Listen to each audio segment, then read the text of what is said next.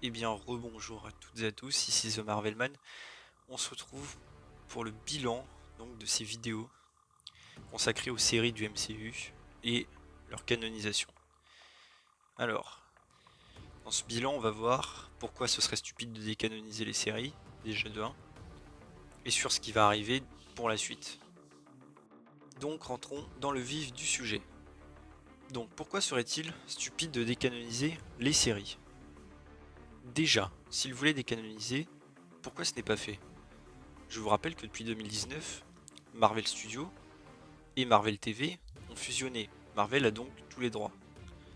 Donc, s'il ne l'a pas déjà fait depuis, on va dire, 1 an et demi à peu près, parce que c'était fin 2019, pourquoi le ferait-il plus tard? En plus, avec toutes ces rumeurs sur les persos qui reviendront, qu'on va voir en après, vraiment, je pense qu'il y a très peu de chances. De plus, comme je l'ai dit plus tôt dans mes vidéos, il y a le livre The Wakanda Files qui est sorti en octobre 2020. C'est un des trucs les plus récents officiels faits par Marvel, Marvel Studios en plus en particulier, et qui mentionne la résurrection de Phil Coulson. Et évidemment les porteurs d'Avengers 2 dû à lui. Alors, pourquoi faire un livre qui mentionne tout ça en fin 2020 si c'est pour ensuite décanoniser les séries par la suite? Ça n'a aucun sens. Après, par exemple, pourquoi l'ancien univers Star Wars avait été décanonisé? Car Disney voulait faire de nouvelles choses par eux-mêmes et pas les trucs faits par Lucasfilm avant, pour repartir sur de, entre guillemets, hein, bonne base. Pour Marvel, c'est complètement différent, parce que toutes ces séries MCU ont été faites par des groupes appartenant à Disney, et sous l'ère Disney, depuis que Disney avait racheté Marvel. Car ces séries ont été faites sur des plateformes comme ABC, Hulu, Freeform, etc., et qui appartiennent à Disney. Et même les séries Netflix, elles ont été faites en partie par ABC. C'est plus un partenariat avec Netflix. Et Bob Iger, le PDG Disney, avait même dit que Netflix avait ses séries pour une durée limitée. D'ailleurs, ça veut dire qu'il n'est pas impossible que les séries Defenders, Daredevil, tout ça, se retrouvent peut-être un jour sur Disney Plus Star.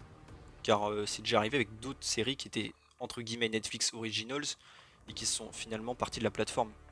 Donc honnêtement, ça m'étonnerait pas qu'il se passe ça dans quelques années. Aussi, je vais rappeler un truc pour les gens qui n'auront peut-être pas vu mes anciennes parties, c'est que, encore une fois, le Marvel Cinematic Universe, c'est le nom de la Terre 199999 du multivers Marvel, ainsi que le nom de la franchise. C'est sur cette Terre que se passent tous les événements du MCU. Cependant, bien que le mot MCU soit l'abréviation de Marvel Cinematic Universe, les gens l'utilisent en général pour qualifier la saga principale, à savoir les films et maintenant les séries Disney+.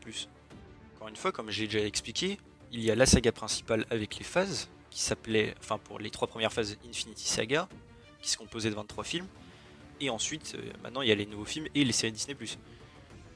Et les anciennes séries MCU avant Disney+, sont de l'univers étendu, tout comme Star Wars par exemple, avec la saga Skywalker, qui se compose des 9 épisodes de la saga, et l'univers étendu Star Wars, je parle depuis Disney, avec évidemment les spin-offs, les séries, les comics, etc.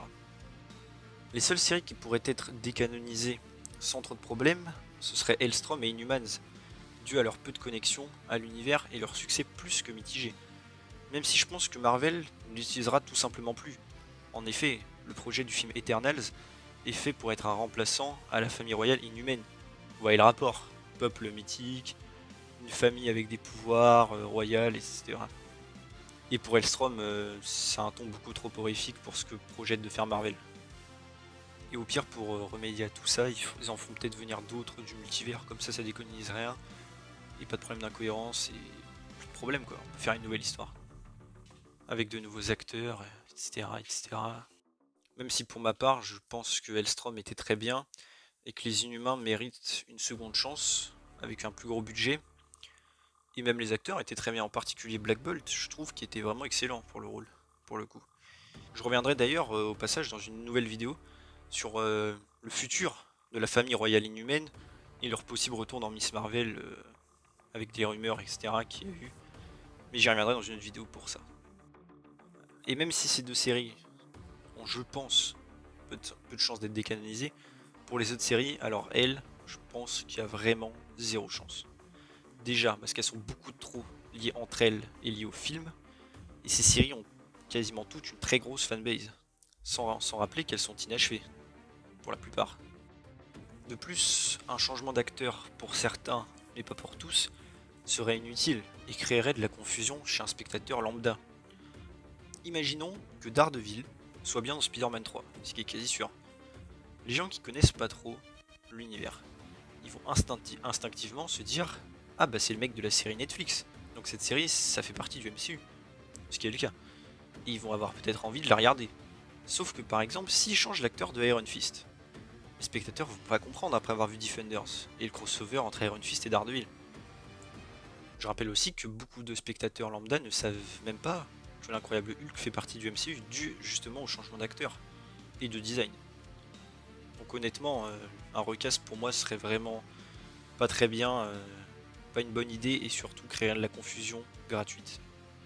Si Daredevil dans Spider-Man 3 était un reboot, même s'il n'y a aucune chance que ça le soit, bah imaginez, un spectateur lambda, encore une fois, il va peut-être aller voir la série, une série qui de base se déroule déjà dans le MCU, vous voyez comment le mec va être perdu, enfin, ça n'aurait pas de sens. De toute façon, vous savez quoi, même si ces séries étaient décanonisées un jour, ce qui a très peu de chances d'arriver encore une fois, bah, moi personnellement je considérais deux MCU.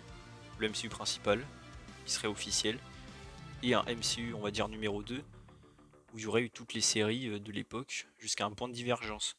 Par exemple, s'il y avait un reboot de Daredevil en Spider-Man 3, bah, pour moi ce MCU on va dire numéro 2 serait exactement pareil jusqu'à avant Spider-Man 3. Et je le considérais comme un univers parallèle, voilà. Et ça m'empêcherait pas de continuer à faire des vidéos sur cet univers et de l'aimer, tout simplement. De toute façon, dans cette situation, ce serait plutôt Marvel qui perdrait le plus, car il perdrait d'excellents personnages, d'excellents acteurs, et énormément de fans. Mais bref, je pense que quand les personnages de séries reviendront, pour les spectateurs lambda qui n'auront pas vu les séries, il faudra les introduire d'un peu d'un nouveau point de vue.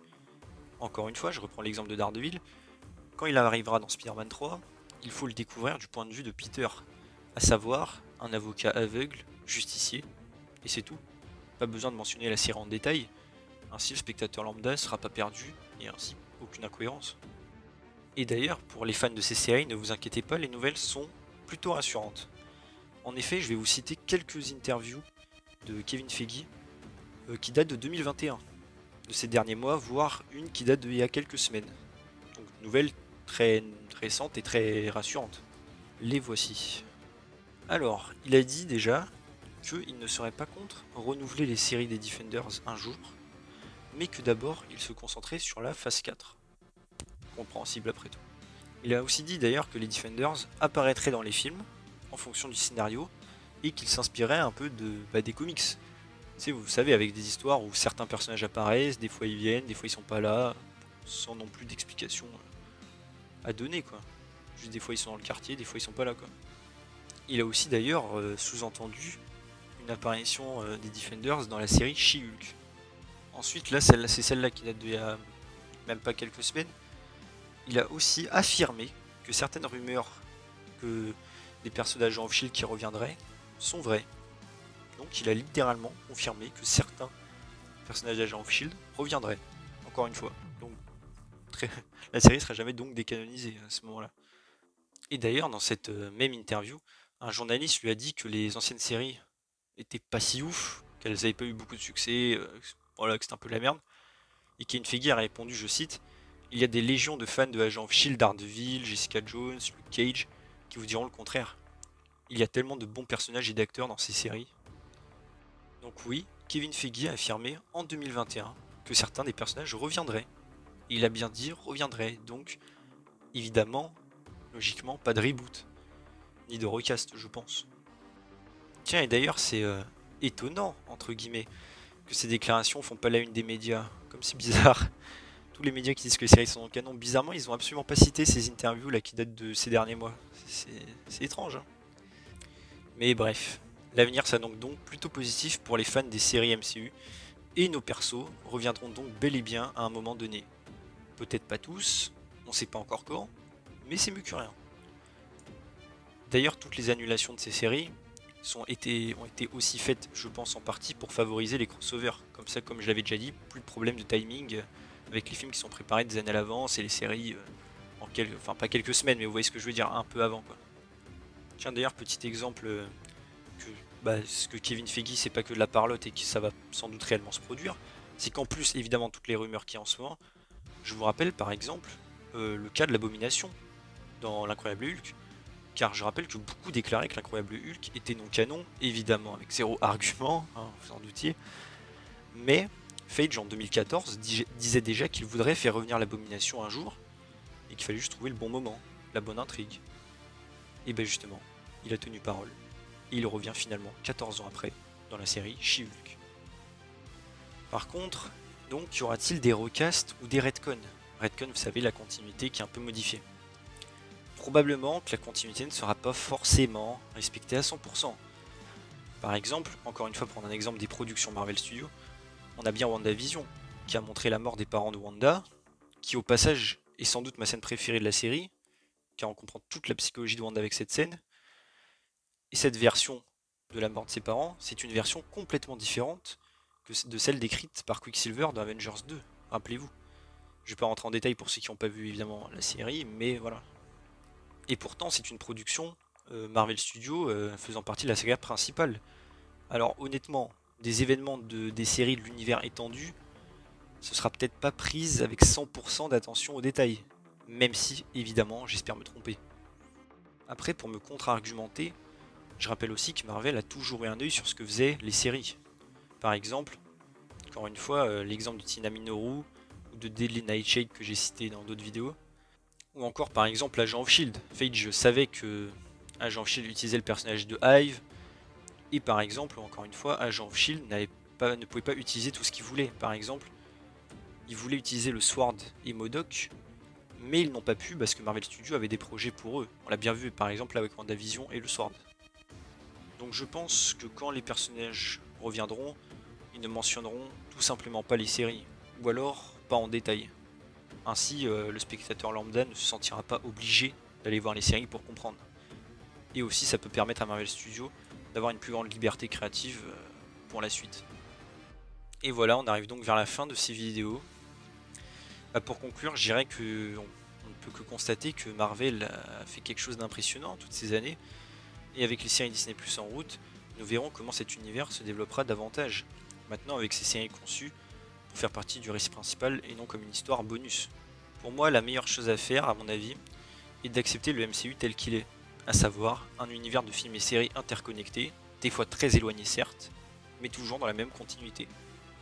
Profitons des séries et films que nous avons reçus depuis qu'Iron Man est arrivé sur le grand écran il y a presque 12 ans maintenant. Espérons que Marvel continuera à faire des bonnes choses. Donc, comme l'avait dit Kevin Feige il y a des années, ce n'est qu'une question de temps, il faut trouver le bon timing, et je pense que l'heure est enfin venue. Voilà.